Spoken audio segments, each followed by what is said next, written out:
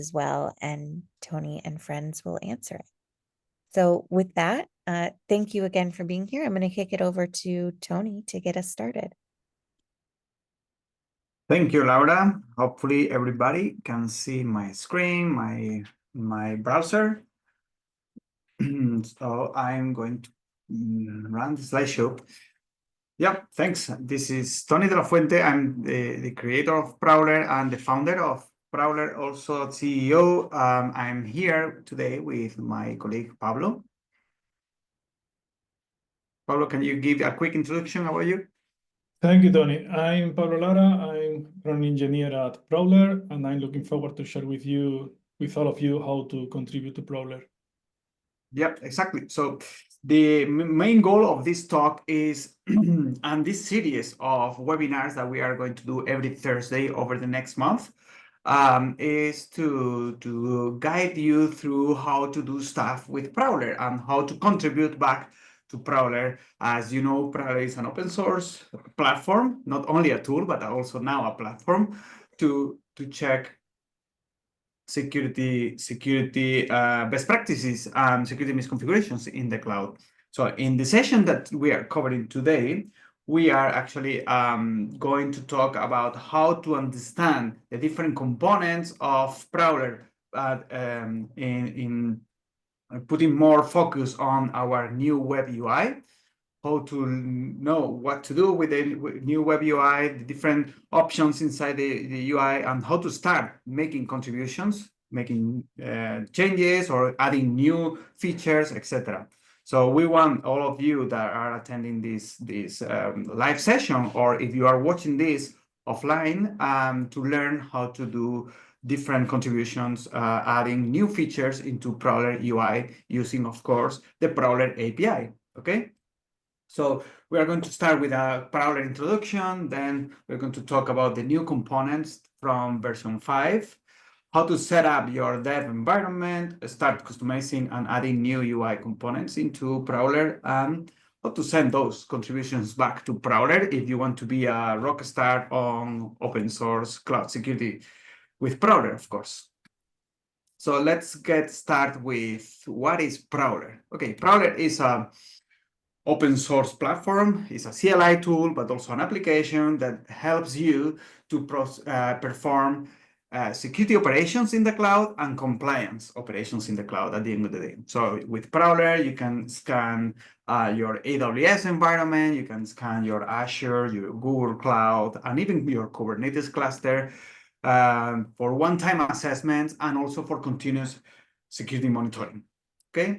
With Prowler, you can detect threats in the cloud. You can use Prowler for hardening and remediation, so you can find misconfigurations or security flaws in your cloud and remediate them either manually or with Prowler itself, because we have a feature called Prowler Fixer. Is the Prowler remediation feature where you can remediate also issues that you find in the cloud.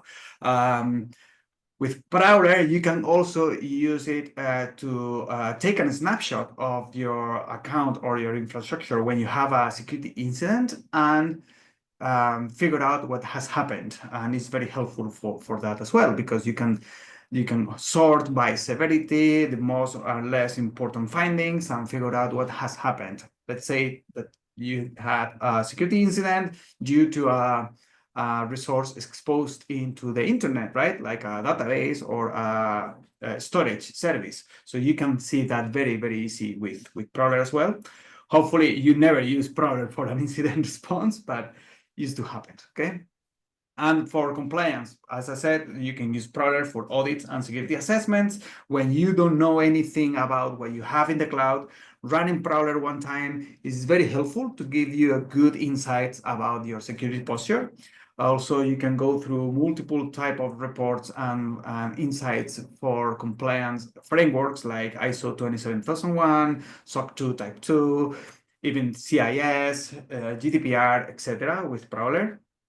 We have also controls or checks in Prowler to perform pen testing, you know, to do like something like white box pen testing activities.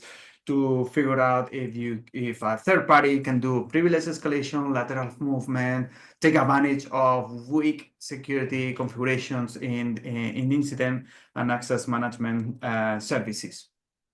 And last but not least, and this is why we are here today, for data analysis and visualization. So with Prowler, we get a lot of findings when we scan infrastructure in the cloud, and with those findings, we generate reports, we generate visuals and graphs, right? So this is what we are going to talk today, more or less, to understand our UI and how to create new charts, etc. as well, okay? So here is a high overview of everything that you can do and how you can work with Prowler. So you can run Prowler either from our cloud, if you go to cloud.prowler.com, but also you can download Prowler and run it from your workstation, from a Kubernetes cluster, from Docker, from the AWS cloud, from a Azure cloud, Google cloud, and even a Kubernetes cluster. With the proper credentials, scan all these providers.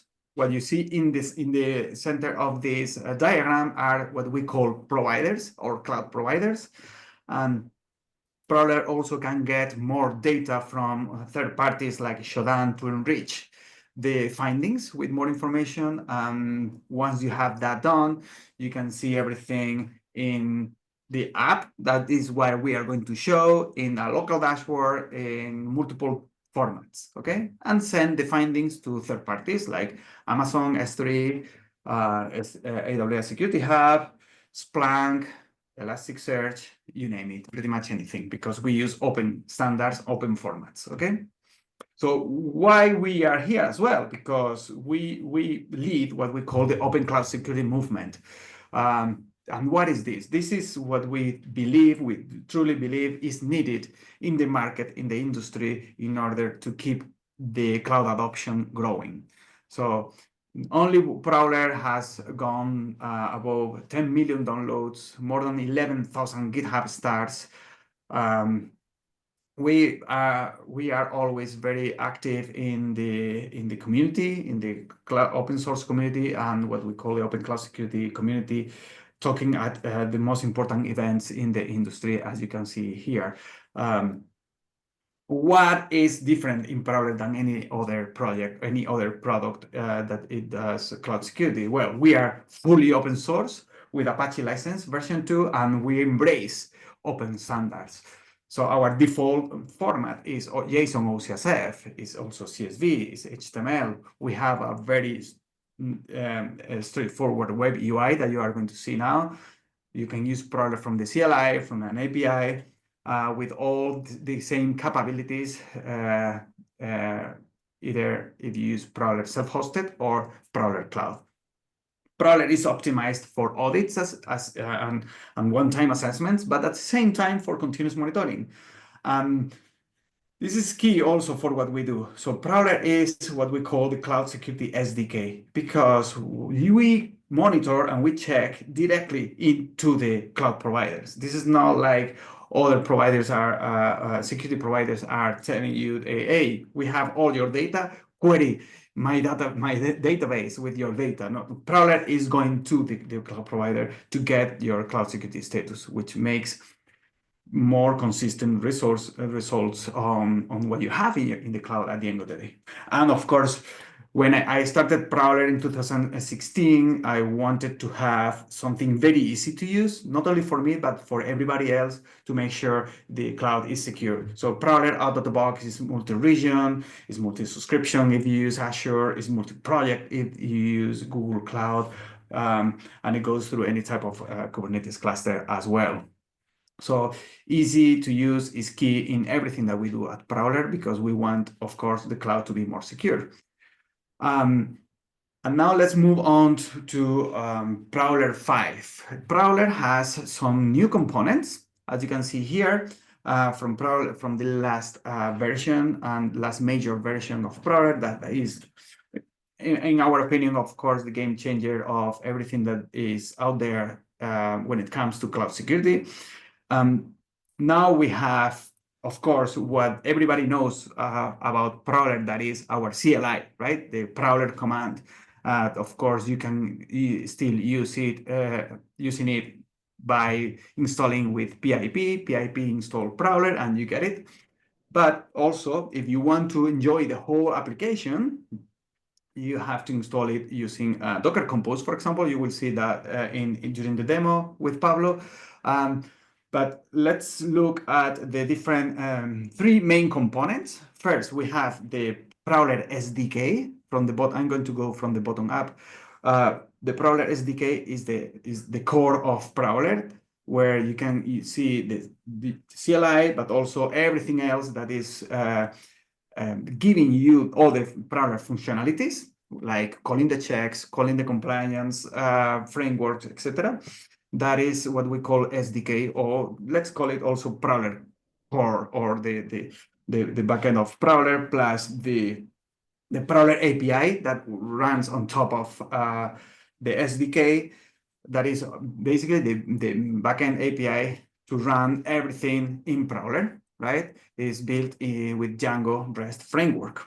And on top of that, we have our user-friendly web interface, which is what we have written with Next.js on top of the API, and also using, and remember the API is using Postgres as one of the components, as you see here. So we use Postgres for the persistent storage, Celery workers for the asynchronous execution of scans. So you run a scan in Prowler and you don't have to be worried about anything else, because with the Celery and Valky, everything is going to be managed for all those messages and those tasks inside the application, okay? And all this stuff is very easy to manage just running Docker Compose app that you will see in a bit, okay?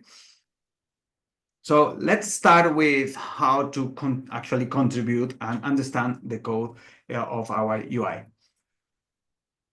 The first thing is, of course, at a high level, is fork the repo on GitHub, right?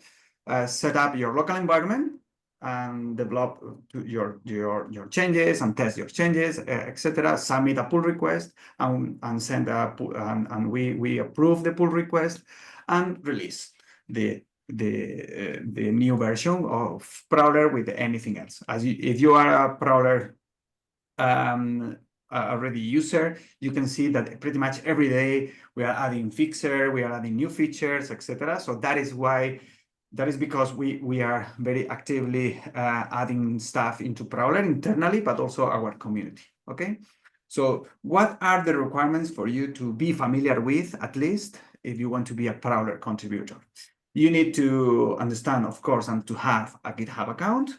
You need, it's very convenient, at least, to have Docker Desktop installed, and an IDE like VS Code or Cursor or any other that you are familiar, but VS Code and Cursor are very well extended, so probably you already have that installed. And last but not least, Postman, because with Postman you are going to be able to see what the Prowler API is giving to you in order to draw what we want to draw in the UI, right? If you have any other API management tool, is also good, but Postman works very well. Okay, let's set up the dev environment. So what we are going to do is to fork the repo. This is very straightforward. You have to go to GitHub.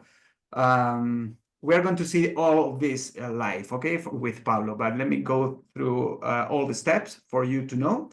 First, fork the repo, then you git clone the repo that you have forked, and cd Prowler. You get into the Prowler folder. Then you set up your local environment, very straightforward, running Docker Compose build, and this is going to create the development server. You don't have to do more than wait a little bit to have everything up and running, and then open your browser to localhost 3000, and that's all. Ready to start coding, and you will see everything updated. Then we are going to see a quick overview of the whole UI code base with the app, inside the UI, all the app, the components, actions, hooks, etc. Pablo is going to go through also the API to add some stuff into Prowler UI as an example, using Postman and adding a new attribute from that we can get from the API into the UI. And we are going to see how to create a custom chart, or at least partially, okay? A chart of finding by status, for example. And then how to submit a pull request, and then we can approve and release the new feature. Easy, right? Easy, very straightforward, actually. You will see now.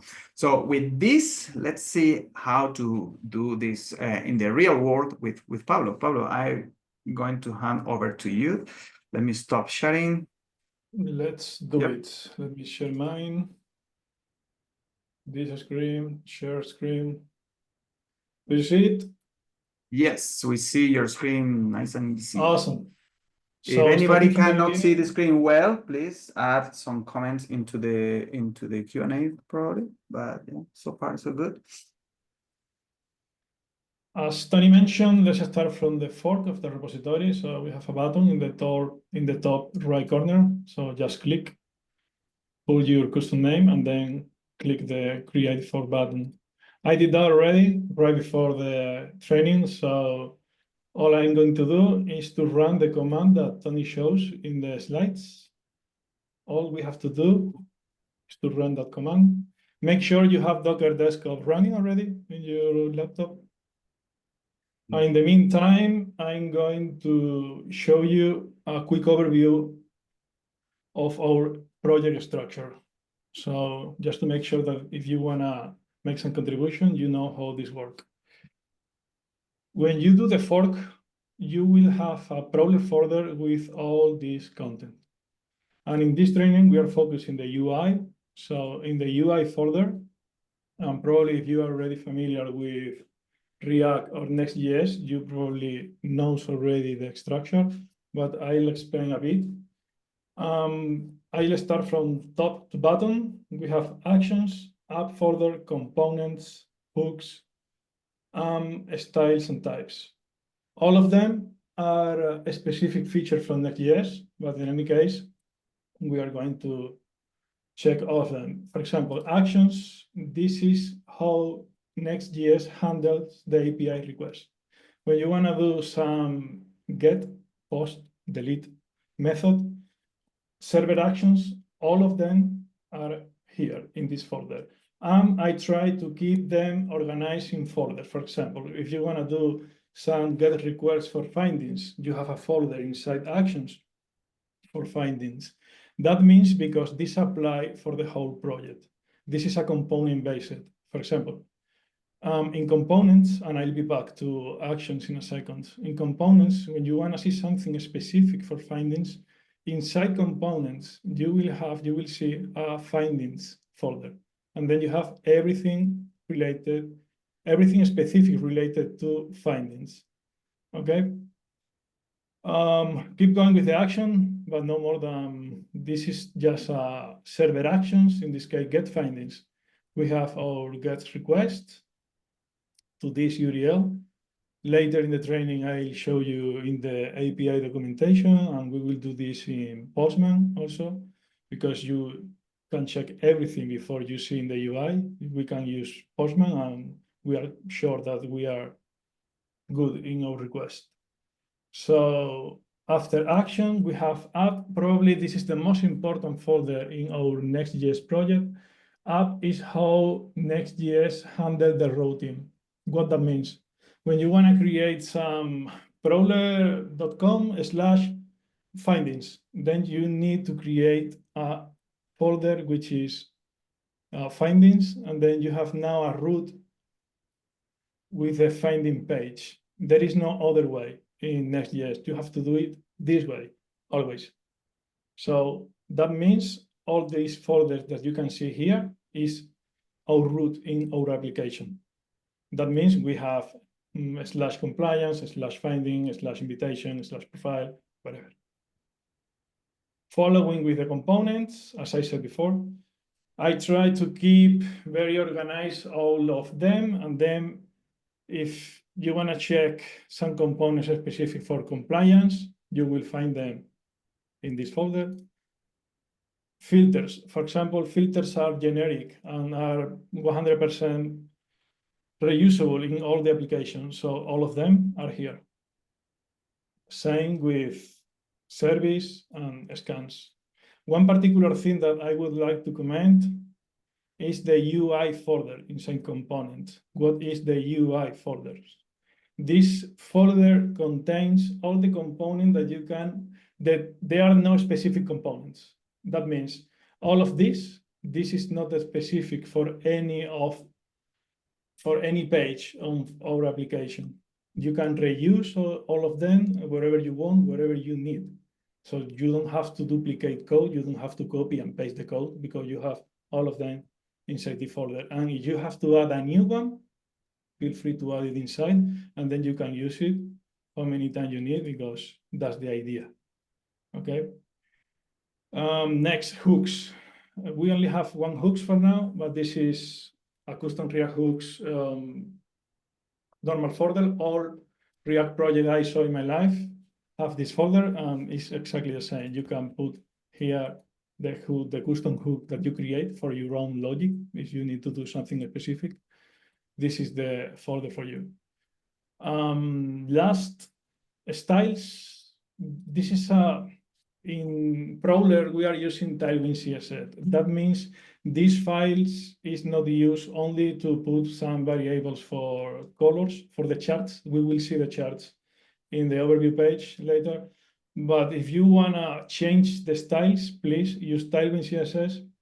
You don't need to write pure CSS, okay? Now the last one, sorry, types. If you're familiar with TypeScript, probably you already know what is this. This is how we type the applications. We have here inside types, we have a file which is components, and then provider group, then links. We will see this JSON in the API, and then you will see why in pagination, inside page is a number, pages is a number, count is a number, to keep everything safe. Let's say safe, because as you know, JavaScript needs TypeScript to be safe. This is working already, so let's go to localhost 3000 and let's sign up.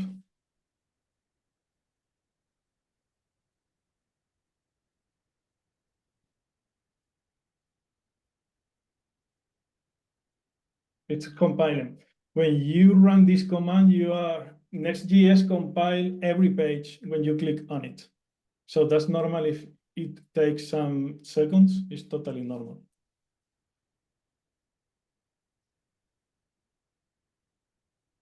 So, Exactly. So when every screen while developing takes more time than usual because it has to create everything behind, right?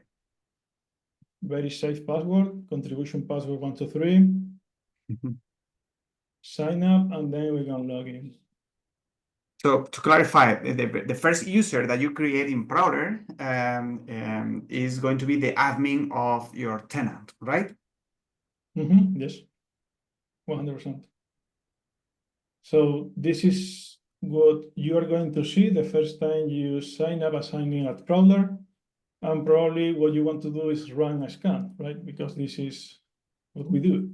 So let's add a provider. Get started.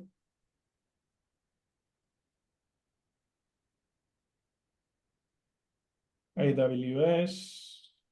Let me copy and paste my account ID in the alias real AWS.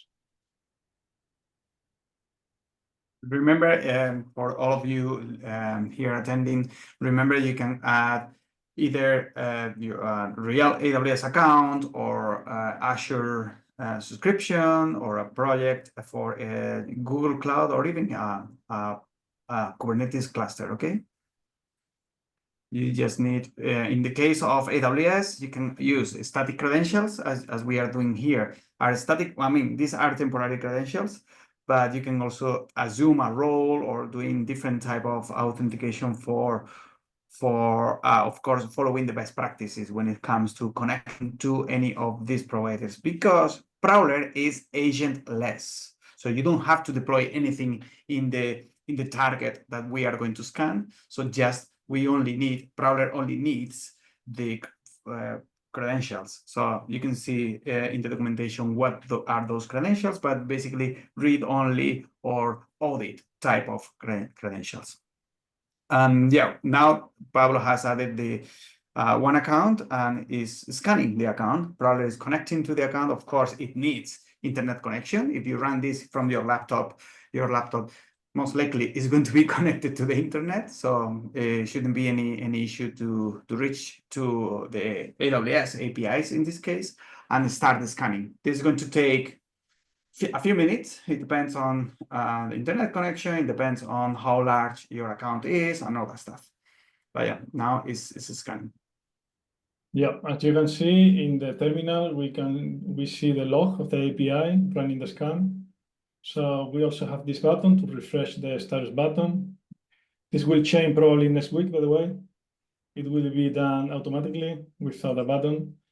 But in the meantime, I'll show you the documentation, the API documentation, because I believe is pretty nice. This is all we have available to use and to implement in the UI. The API team did a great job. This is the completely CRUD for users. Create, read, update, and delete. Some of them, for example, token, still don't have the delete method, but at some point we will have it. So in the meantime, for example, let's go to finding, because probably it's the most important resource for the community. In the findings, you can see here clearly all the filters we have available. Check ID, delta in, ID, the description, actually everything. If you are a front-end developer, as I am, you will enjoy running this API documentation because it's pretty nice. Also here in the right, we have the expected answer from the API. So even if you don't have the API running locally, you can work because you know what the API is gonna get back to you. And this is awesome. In my opinion, this is pretty awesome. So Yep. we have invitations, CRUD, providers close account, provider groups for RBAC, scans, findings, overview. We will see the overviews in the UI when the scan is complete. In the meantime, I want to show you also how this works, because if you go to let me remove, and then if you download this file and then upload in, for example, Postman, then you will have everything already set up. And all you have to do is go to findings, list of findings, send token. I was expecting that thing. We need to refresh the token. We copy and paste the token. List of findings, authorization, copy and paste, save, send, boom. And we have all the findings available in our API. How cool is that? This is awesome. Let's see how is the scam. 15, yeah, nice. Just to clarify everybody, a finding is, of course, Prowler has checks, hundreds of checks, and when you apply that check into the whatever provider, it gives a response with data. Is that check with metadata based on a resource? Let's say a virtual machine, an EC2 instance, etc., with many different attributes and status, like this is failing, this is a fail, this is a pass, etc. That is a finding, as you can see here. we are going to do now in live, it's, for example, if we go already to findings, we have already findings. We don't have to wait till the scan is complete to check findings. This is all what we have for now so far. So we can open the details and we see all the details. Actually, all of them are here in front of you in the Postman answer. We are going to add, for example, categories. Let's suppose actually in this branch we don't have categories. There is no categories available here. Category is a So- way to group findings. So let's say a category related to encryption at rest, or a category related to Gen AI. So we have many different categories, or logging, etc. It's a way to group findings. Some of them don't have categories, but they are We have made categories with only categories. for some checks. I mean, in some checks, then findings, not all of them. Yep. So let's add in the meantime, because the scan is still running, remember that. Let's add, for example, here in the finding details, let's add the category attribute. So we go to the editor, and this should be in details finding TSX. And if we check the root, this is components, finding, table, finding details, because finding details is inside a table. That's why it's inside table folder, okay? To keep everything consistent. This is the idea. So after, I would put categories after remediation details. So all you have to do is I'm finding details. I put some flag here for me, categories attributes. And then we can reuse info file. Thank you, cursor. And then inside we can do something map. No, thank you. I don't want a map. Attributes.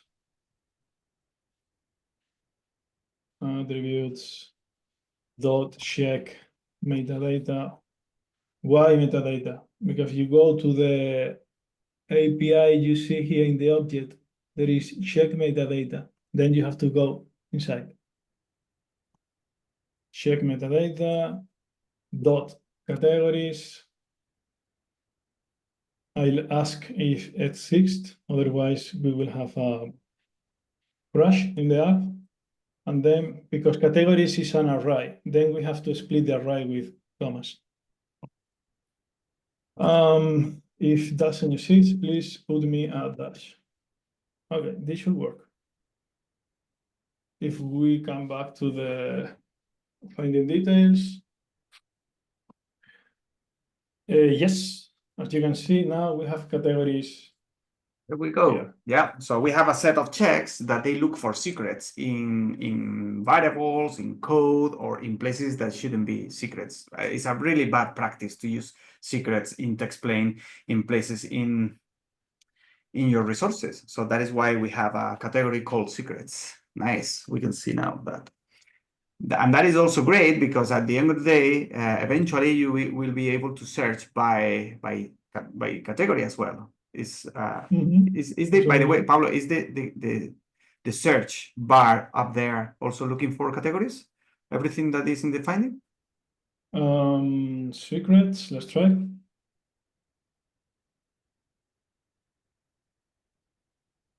Yes, it is. Boom. Nice, I love it. Very easy.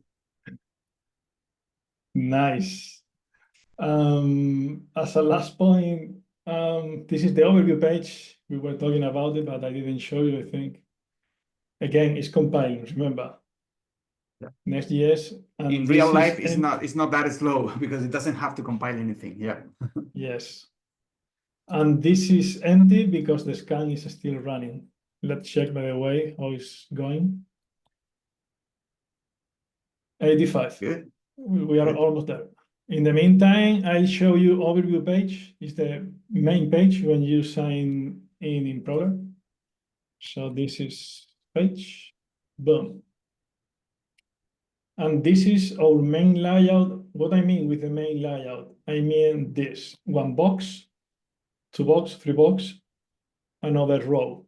We have two rows and then three columns in the first row. This is actually this code. And if we want to, for example, add another graph like finding by status, we can finding by status here. We can duplicate what we have right now. Boom, boom. Let's see how it looks.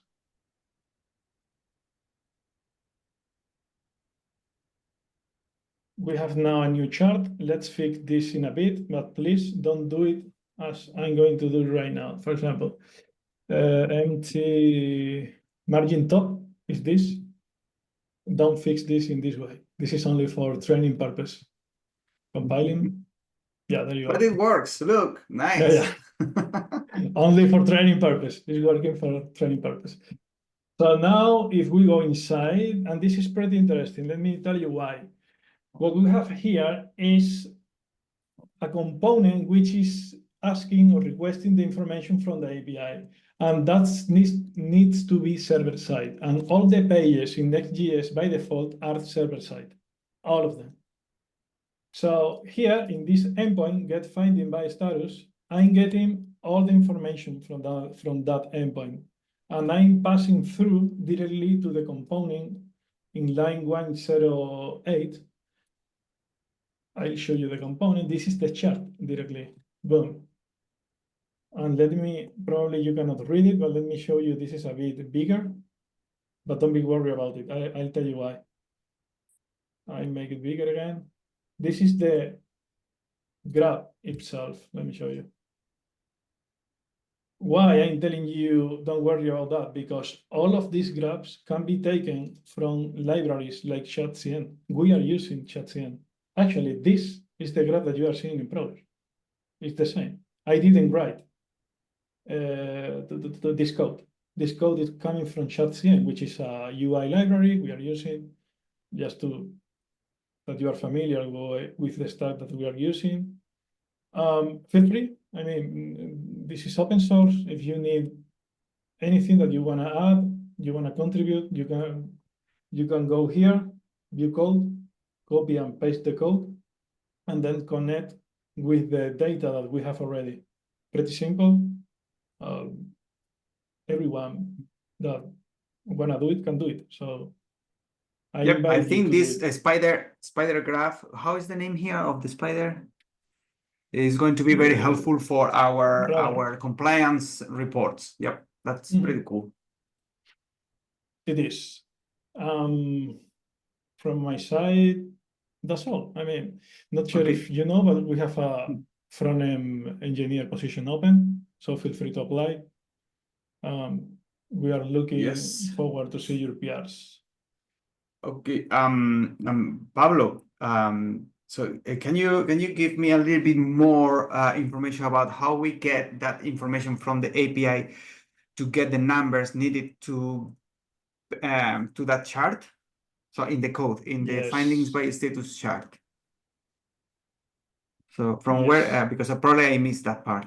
Where are you pulling the data? Here, the data is always pulling from the main page. It means if you want to have data in the overview page, we are pulling the data in the overview page. Actually, if we do a console log here for finding status, and as it is server component, this is not appear in the browser. Check the console when it reloads. Yes, now we have. You see? There you go. Okay, so yeah, when it comes to using one of those additional charts, it's just a matter of knowing what is coming from the API because it's already there, right? Yeah, exactly. Very cool, very cool. Nice, I love it. Okay, cool. Thank you, Pablo. Very helpful. Any question from the people that we have here? Please. Now is the time for questions before we wrap up. Yeah, we have a question, Pablo. Can the UI make changes even if backend doesn't support? Yes, What changes, right? but exactly what kind of changes? Exactly. Say add findings with something else. So for example, yeah. So let's see, for example, that you want to add a graph of something that is not in the API, but is somewhere else, right? Is Chandra something like that? It's like, okay, yeah, to show here an status of the server, whatever, something that is not actually API related. I guess it is possible, right? But But if you're pulling the data from another endpoint, yes, of course, you can do the call in our code. At least it's an endpoint. And if you don't have an endpoint, you have to trigger the information from somewhere. So So if you, Chandrapal, if you can give us some addition or other example, but yeah, I think I know from where you are coming. But for example, yeah, let's say that you want to add here something like if a server is running like our own cloud server, right? Cloud service is like a ping or something to a server. Yeah, you can do that. If you can write, correct me if I'm wrong, Pablo, but if you can write that in Next.js, you don't need actually to pull anything from the API, right?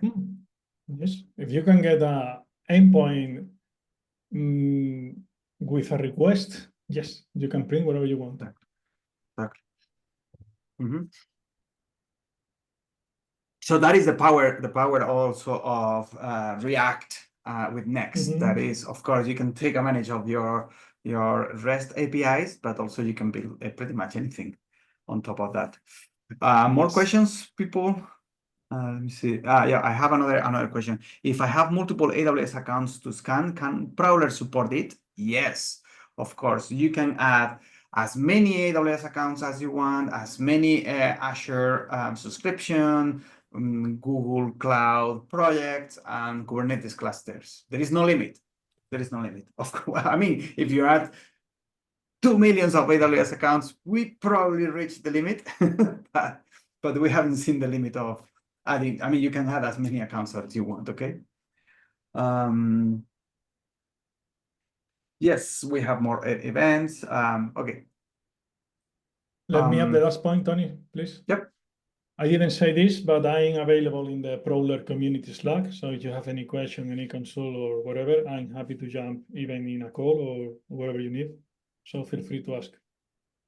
Okay. Yeah. So to clarify the questions, I mean to scan at once. At once, yeah. Every account or every provider that you add into Prowler scans at once, and then you can trigger scans afterwards if you want. Okay. For example, right now in the app, the application, the UI allows you to create a new account. Let me share my screen, and I can show you what I'm talking about. What is this? Is here. Yeah. So, for example, this cloud. This is cloud. This is the app, okay, that we are talking about, but this is in our SaaS, but it's exactly the same. So in cloud providers, see, I have this AWS account. The first time, let me show you scan jobs. The first time that you run and scan for a given account, it gets a schedule for every day. So we are adding actually a feature for you to be able to configure that scheduling, or even disable the scheduling, or even when you add a new cloud provider, to create that provider for just one-time assessment instead of continuous monitoring afterwards. But right now, the default behavior is you add one account, and the account is going to be scanned every day, unless you change that. And on top of that, you can run, scan jobs. You can run more scans anytime, like today's assessment, for example. After hardening, boom, you can click here and scan it again. See, and it's going to be manual. See, So for example, I ran this manual earlier today because we were fixing some S3 misconfigurations and we wanted to make sure everything was properly done. See, click on findings and I see everything, all the new stuff. Okay, I don't know if that responds to the question that you had, but yes, let me know.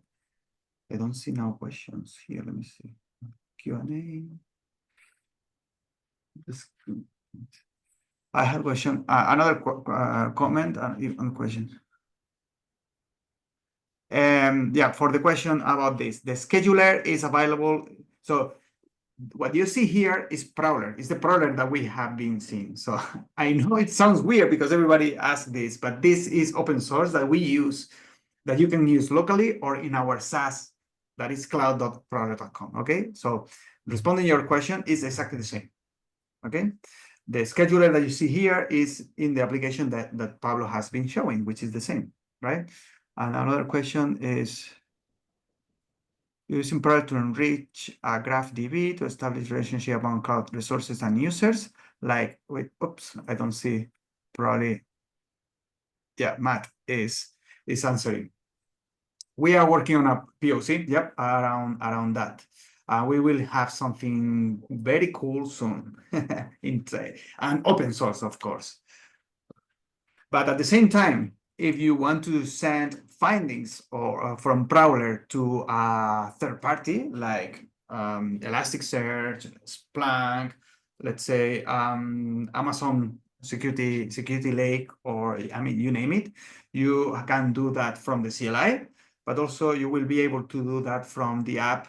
Once you have a scan done, you will be able to run this from here, to download that from here or from the API and do any integration that you want. As you have seen, Prowler API is very powerful and you can perform integrations from there as well, or download the reports from here. Okay. More questions?